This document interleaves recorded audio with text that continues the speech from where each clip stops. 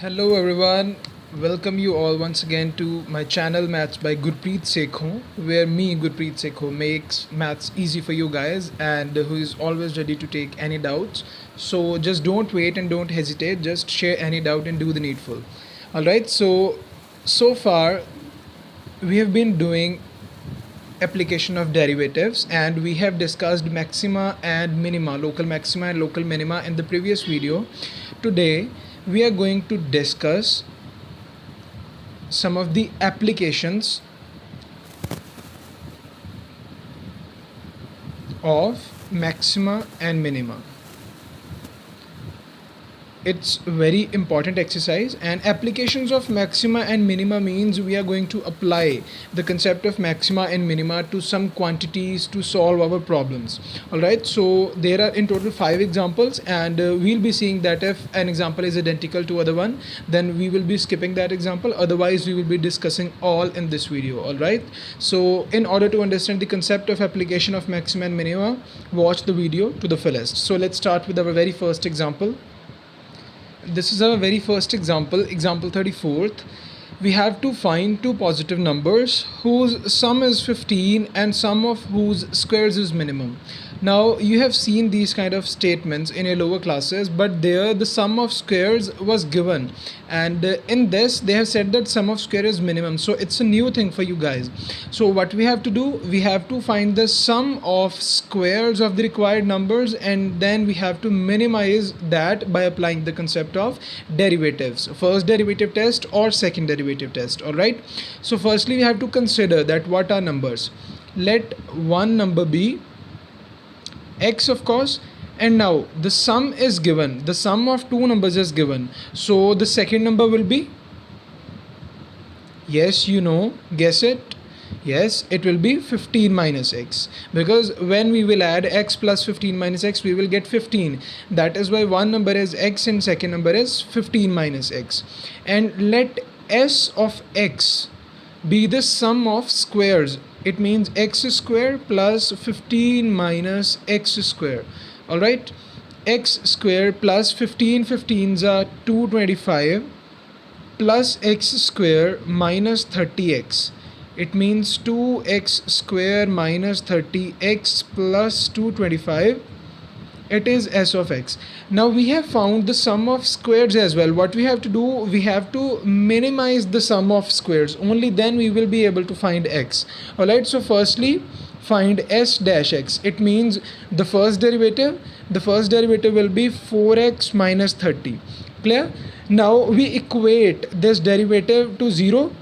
That is what we follow, and let me tell you for your clearance, we are going to apply second derivative test, because it's very easy to find numbers in these kind of situations when we apply the second derivative test, not the first one. All right, so we will put s dash x is equals to 0. Therefore what we will get, 4x minus 30 is equals to 0, or 4x is equals to 30, or x is equals to 30 upon 4. That means 2 2s are 4 and 2 15s are 30.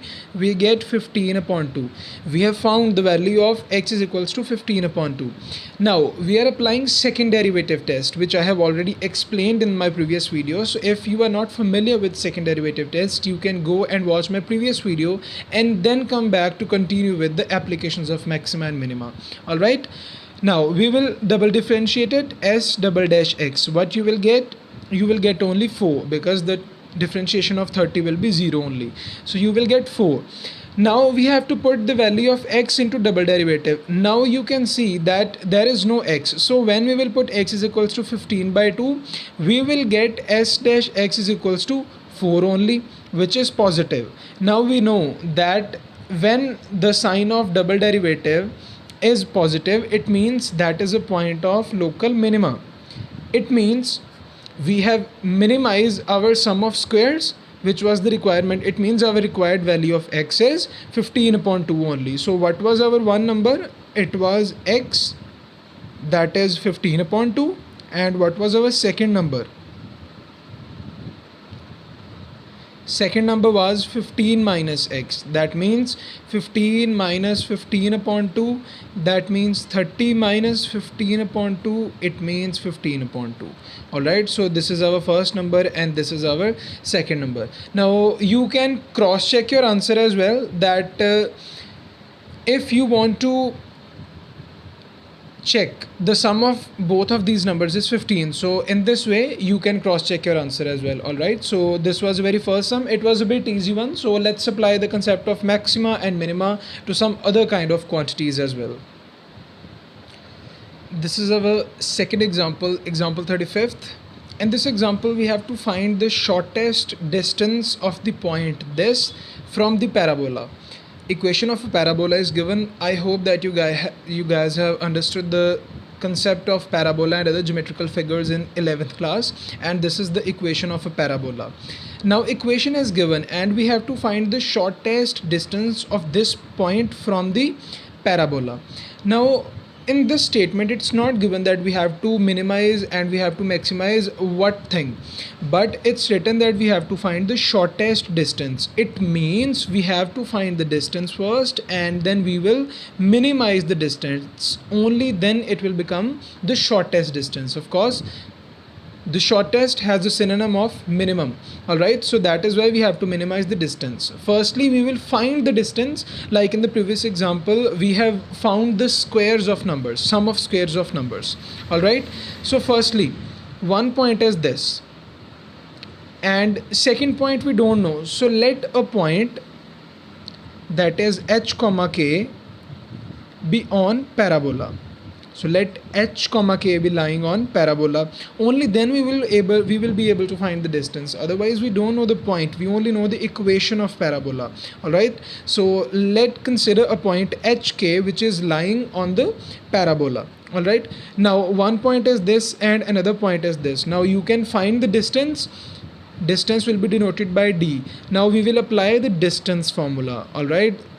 If any one of you don't know the concept of distance formula, I have made the videos of coordinate geometry, that is 7th chapter of 10th class. You can go and watch that video and you can clear your concept of distance formula. All right, now distance, we will be writing h minus 0 square plus k minus c square, which will be equal to under root h square plus k minus c square. All right, now we have found the equation of distance, but here's one thing, we only can use one variable. All right, but here it is h as well as k, but we know that h and k is lying on parabola. It means h and k will satisfy what was the equation, y is equals to x square. Now put k is equals to y and h is equals to x, you will get h square is equals to k. All right, now we can put h square is equals to k in equation first, therefore d will be equal to under root k plus k minus c square.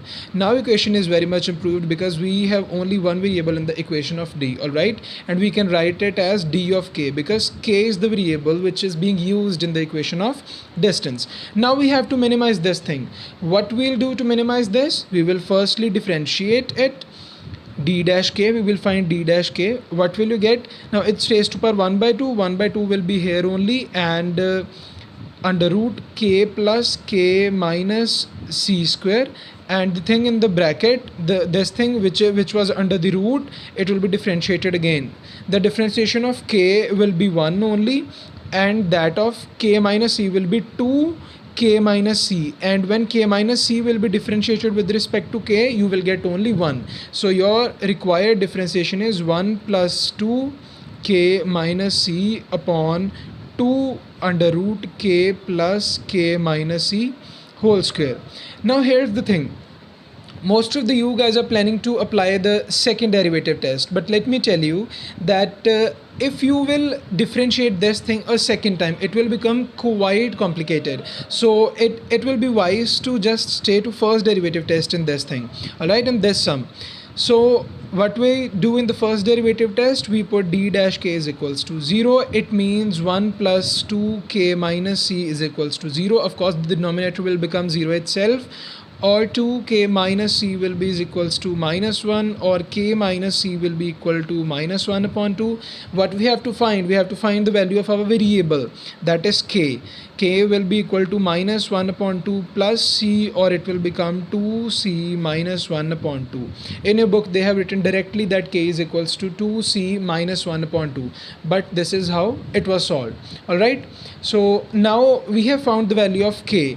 We have to check whether this is the value where d is being minimized or not. Alright, firstly we have to check our value at k slightly less than this thing.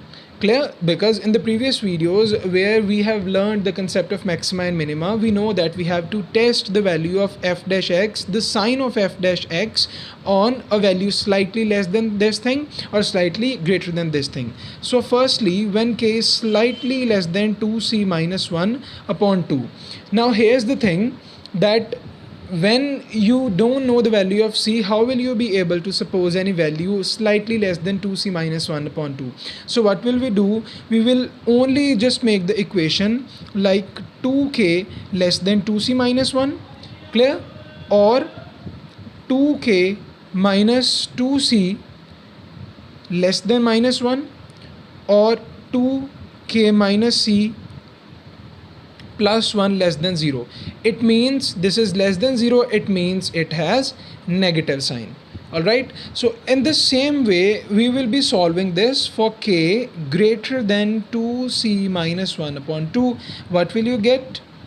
2k greater than 2c minus 1, and ultimately you will get the same equation, but that equation will be only greater than 0. It means the sign is positive. Now the sign has changed from negative to positive of the differentiation. All right, so the sign has changed, and it means it is the point where d is minimum. That is why dk is minimum at this point that you have tested. All right, what was the point? K is equals to 2c minus 1 upon 2 only. Now you have found the value of d where the distance is minimized. All right, now the thing is, you have to find the shortest distance as well, and in the previous videos we have done that. When we have to find the value, we substitute the value again in the function to find the required value. In this case we have to find the shortest distance, so we will be substituting it back to the function. So what we had, dk was equal to root k plus k minus c whole square. Now we know the value of k, so what will we do? Under root 2c minus 1 upon 2 plus 2c minus 1 upon 2 minus c, that will be squared and under root. You can leave your sum here only. If you want to simplify it, you can simplify. Otherwise I'll suggest you to leave your sum here only in order to avoid any kind of mistakes. All right, so this is how we minimize the shortest distance. The thing is, you just have to understand, you just have to figure out the quantity which is to be minimized in your equation. Otherwise you'll not be able to find that what we have to minimize. All right, firstly read the statement very carefully, only then you will be able to find the quantity which is to be minimized or maximized in the sum. All right, so let's move ahead. This is our 36th example. I have not written any statement, but I have drawn the diagram, and it's including each and everything which is given in the statement. All right, in statement it's given that AP and BQ are two poles and their respective lengths are already given, that is 16 meter and 22 meter respectively, and the distance between AB is 20 meter. All right, now they have given a point R, and what we have to do, we have to find the point at where rp square plus rq square is minimum. In other words, we have to minimize rp square plus rq square, rp square plus rq square. Now these are right angle triangles and we can apply Pythagoras theorem very easily, but we don't have AR and RB. So we will suppose AR as x, and what will RB look like? It will look like 20 minus x, because the full length AB is 20 meter. So now we have AR, RB QB and PA as well. So we can firstly find PR. Now PR square or RP square, it will be equal to base square plus hypotenuse square, that is x square plus 16 square, or which is equal to x square plus 256. Now the next one is QR square or RQ square, you can write anything. It will be equal to 22 square plus 20 minus x whole square, right? So 22 square is 484 and a square, that is 20 square, that is 400 plus x square minus of 40x. Now 484 plus 400, that is 884.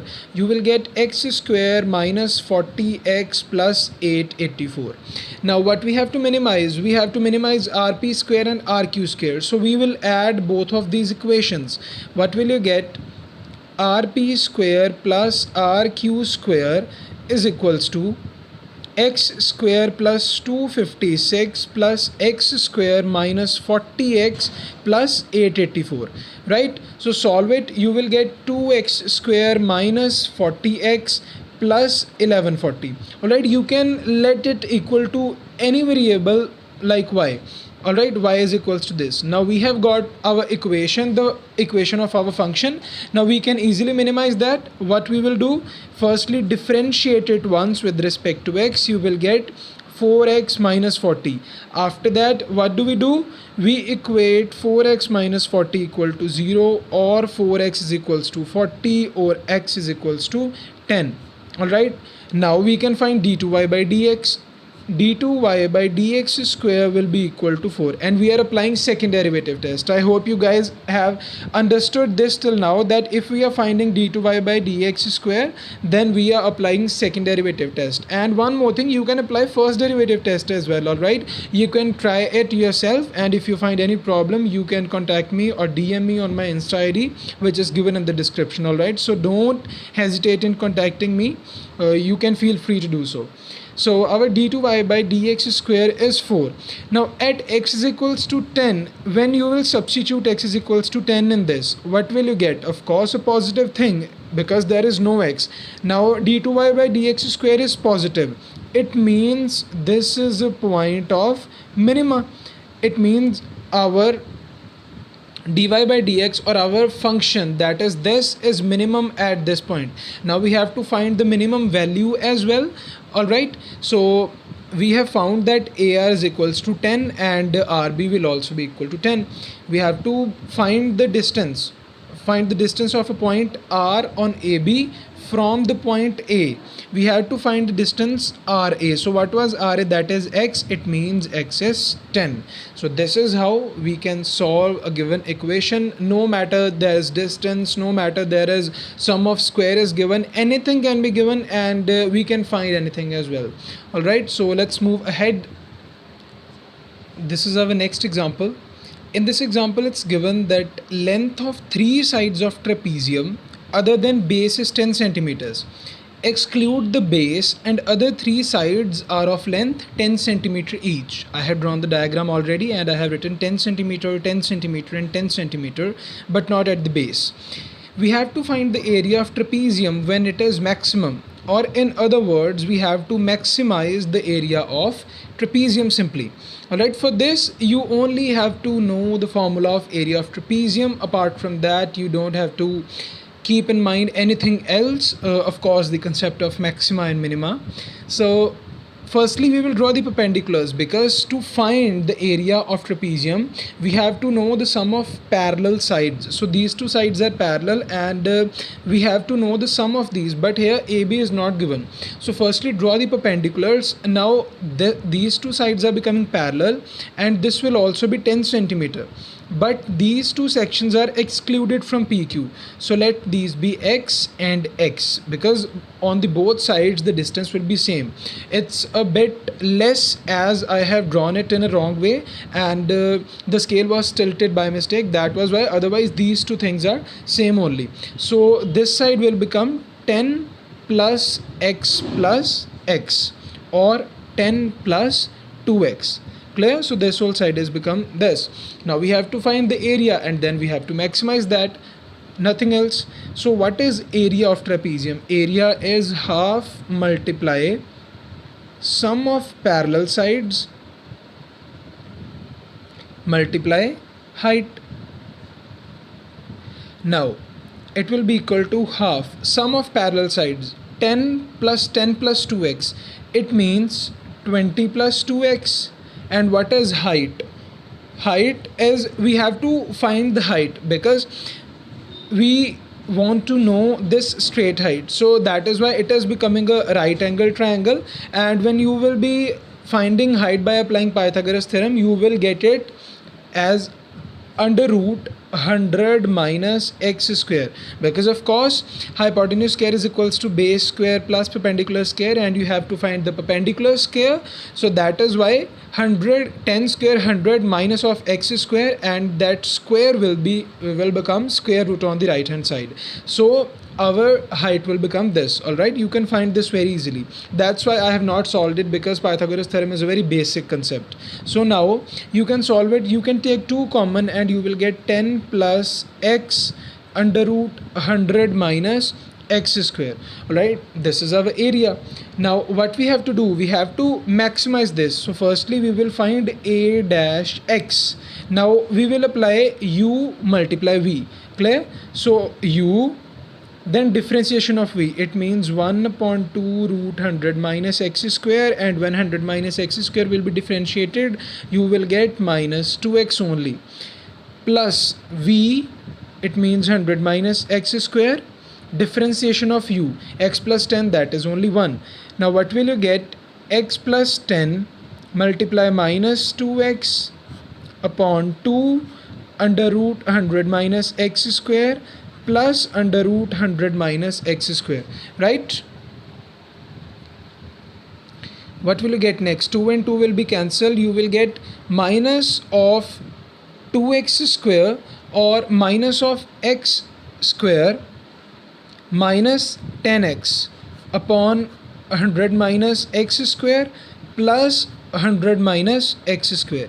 Clear? Now we can take the LCM very easily. What will you get? Minus x square minus 10x plus of 100 minus x square, because when these both will be multiplied, under root will be cancelled, and under root 100 minus x square. So minus x square minus x square, that will become minus 2x square plus of 100 minus of 10x upon under root 100 minus x square. Now here let me tell you a thing. In your book they have solved this thing by second derivative test, and they have double differentiated this thing, but you can see very clearly from your book that it becomes very complicated when we differentiate it the second time. So we will apply first derivative test only. All right, and for that we will be solving this and we will be equating this to 0. So when we will equate this to 0, we will get minus 2x square plus 100 minus 10x is equals to 0, because denominator will become 0 obviously. So 2x square plus 10x minus of 100, I have taken minus as a common factor. Now what will you get? X square plus 5x minus of 50, I have taken 2 as a common factor. Now when you will factorize it, you will get your factors as x is equals to 5 and minus 10. Because it's a quadratic equation, you will get 2 factors. Now here we are rejecting minus 10. Why we are rejecting minus 10? Because area cannot be negative. That is why we are left with only one value, that is x is equals to minus 5. Now we have to check whether our differentiation, our a dash x is changing sign from positive to negative, because only then it will be a point of maxima. So firstly, let value be slightly less than 5 and let in this case it be 4. Now I have told you in the previous video that you cannot take this much less value, you can take only a points less value, but it's a very vague example and you can solve it very easily. When you will take 4 and you will substitute in your a dash x, you will see that your value is coming out to be positive. I have checked and you can check this as well. All right, there is no difficulty. You can consult me, you can contact me through comment section, or you can DM me as well. All right, so it becomes positive, and when you will let a value slightly greater than 5, and in this case you can let it be 6. Of course it's not slightly, it is very greater than 5, but you can do that, I'm telling you. So then the sign will become negative for sure. I have checked it as well, and the signs are changing from positive to negative. It means x is equals to 5 is a point of maxima. All right, it means we have maximized the area. Now we also have to find the area. Now put x is equals to 5 in ax. We put the value in the function. What was a? It was x plus 10. It means 5 plus 10, and under root 100 minus 5 square, that is 100 minus 25. Clear? So what will we get? 15 under root 75. This will be your final answer. This is our area. Now in the book they have done the second derivative test, and it's actually a page long calculation of simplification of this, the second derivative of this equation. So I will not recommend to any student who is watching this video to go for the second derivative test. You can apply first derivative test and you can solve as I have solved, and it's very easy. All right, so we are left with only one example of application of derivatives, so let's quickly do that and let's finish this concept. This is our last and final example of this concept, the application of derivatives and the applications of maxima minima, to be precise. Now in this example it's given that radius of right circular cylinder, we have to prove that radius of right circular cylinder of greatest curved surface. Now it's clear from this word that we have to maximize the curved surface area of cylinder. Clear? Now what we have to prove that the radius of the cylinder is half of that of cone in which it is inscribed. All right, it's given in the statement that cylinder is inscribed in the cone, and the radius of cylinder is half of that of cone. So for this we have to consider the radius of cylinder as r, the base radius of cone as x, the height of cylinder as y, and the height of cone as h. Clear? So these are all the assumptions and constructions that I have made, and also I have drawn the diagram already for you guys. So firstly, we know that curved surface area of right circular cylinder is 2 pi r h, where h is the height of cylinder, but here the height of cylinder we have assumed it as y. All right, so firstly we have to find the value of y so that we can substitute in the formula of curved surface. All right, now firstly, these two triangles are similar. I hope that you have studied the concept of similar triangles in your 10th class, and if you have not, then don't worry, my videos of triangles chapter are on the way, and they will be there anytime, so that's why you will understand those concepts clearly. So RQA and RPB triangles are similar. Triangle RQA and triangle RPB are similar. Clear? It means QA upon PB, the corresponding sides, QA upon PB will be equal to RQ upon RP. Of course, this will be the equation because the two triangles are similar. In this way, we will find the value of R, and then we can substitute it in the formula of curved surface. So what is QA? QA is R. What is PB? That is X. What is RQ? Now, RP is H and QP is Y. So RQ will be, yes, guess it. It will be H minus Y. So H minus Y upon what is RP? RP is H. I have written it. Alright, RP is H. So we have to find the value of R only. So what will we get? R is equals to X into H minus Y upon H. This is the value of R. Now we can easily substitute it in the formula of curved surface area. We know that curved surface area of cylinder, not cone, is equals to 2 pi into radius, which is R, into height, which is y. So substitute the value of r. What will you get? 2 multiply pi multiply x h minus y upon h and multiply y. Okay, so you will get 2 pi x upon h. You can multiply y inside, h y minus y square. All right, this is, consider it as S. We have found the curved surface area. Now we have to maximize it. All right, now the variable to be used is y, so we will find ds upon dy first. So you will get 2 pi x upon h, this whole term will be constant only, and when hy will be differentiated you will get h, because h, pi, x all are constant, h minus 2y. This is our first differential. All right, now we have to equate this to 0. Now when you will equate, you will only get h minus 2y is equals to 0, because this whole term will be 0 on the other side. So you can find the value of h, that is 2y. All right, now at point h is equals to 2y, we have to find whether it is maximum or minimum. For that thing we will differentiate it again and we will apply the second derivative test. d2s upon dy square, what will you get? 2 pi x upon h, the differentiation of h will be 0 because it's constant, minus 2y, it will be minus 2. All right, it will be minus 4 pi x upon h. Now at h is equals to 2y, what will you get when you will put h is equals to 2y? Because at that point we have to see, we have to watch that if it is a point of maxima or not. H is equals to 2y, what will you get? Minus 4 pi x upon 2y, that is 2 2s are 4 is equals to minus 2 pi x upon y. It is less than 0, that is why it's a point of maxima. All right, so at h is equals to 2y, we have to find, now we have to find the radius, because we have to prove that it is half of that of cone. So what was radius? Radius was x h minus y upon h. So substitute the value of h as 2y. What will you get? R is equals to, x will be x, h minus y means 2y minus y again upon 2y. So x multiply y upon 2y, y will be cancelled, is equals to x upon 2, or it means x is equals to 2r. What was x? That was the radius of cone. And what was r?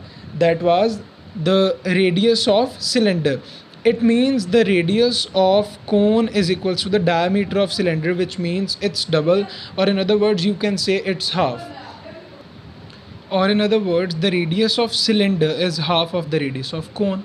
So it was easy, a bit complicated only because you have to know the formula of curved surface area of cylinder and lot of things, but I think you can do very well in exams with practice. So keep practicing, and we are done with the concept of applications of maxima and minima. Now I am pretty much sure that you can attempt sums related to these concepts very well. So I'll be seeing you guys in the next video, and thanks for watching. Don't forget to subscribe my channel before leaving, all right? And don't forget to press the bell button as well in order to get new updates from me. You can suggest me that, sir, we need the video of this sum or this chapter. I can tell you about the concept of those chapters separately as well. So you can contact me, you can use comment section, and through any medium you can contact me, and you can get your doubts resolved from me.